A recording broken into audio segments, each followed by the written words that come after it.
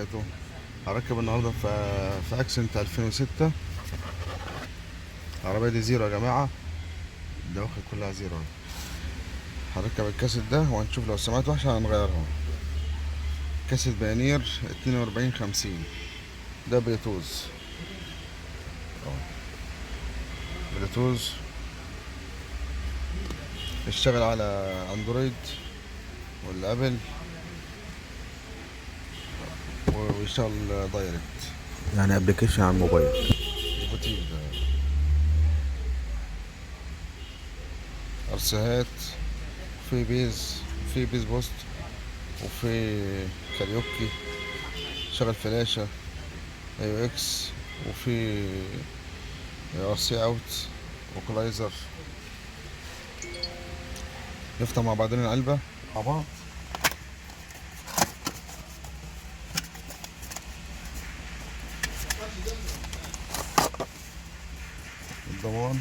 ضمان سيمفوني اهو، ضمان سيمفوني. ده اول حاجة. ده المايك، مايك الكلام بتاع بلوتوز. احلى حاجة في البانير الريموت بتاعه على اي وضع يجيب اشارة، ورا قدام فوق تحت يجيب اشارة. بانير احسن حاجة في البانير الريموت زي الصوت. الجراب عشان الوش لو حبيت تشيله. في كاسيت ومسامير للتركيب، ودول عشان تطلع بيهم القميص بتاع الكاسيت. نطلع الكاسيت.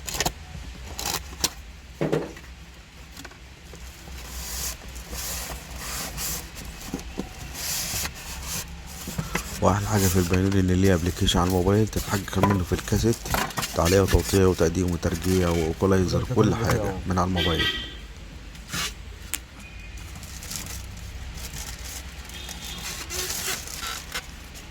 وادي الكاسيت زي ما انتم شايفين، حاجه محترمه. البيانير اعلى كاسيت في مصر وفي الدول كلها. البيانير واقوى كاسيت وعملي، زائد ان في بلوتوث طبعا. هنفك التابلو ونرجع تاني. السماعتين اللي قدام اهم. السماعات المفروض انها كوري، معرفش ولا ايه. المهم وادي مكانهم. بس في حاجه بنعملها قبل ما نركبها، هي بصوا كده معايا. بنجيب دبل فيس اللي هو الاخضر ده، مش الاحمر السريم، لا الاخضر ده، عشان ده زي السفنج، ونركبه حوالين الاطار كده زي ما انا بعمل كده. اروح اشيله كده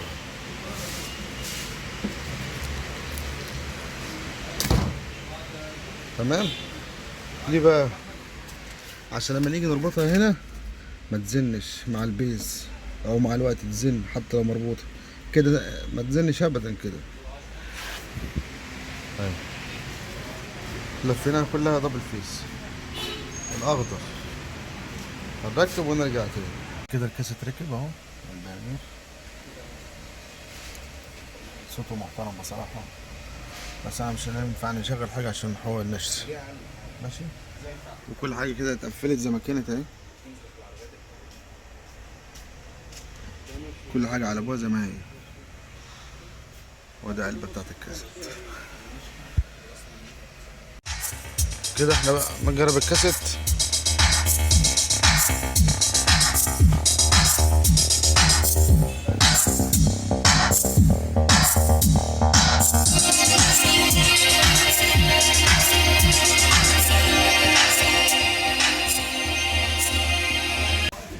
وبعد ما ركبنا الكاسيت معانا صاحب العربيه محمد.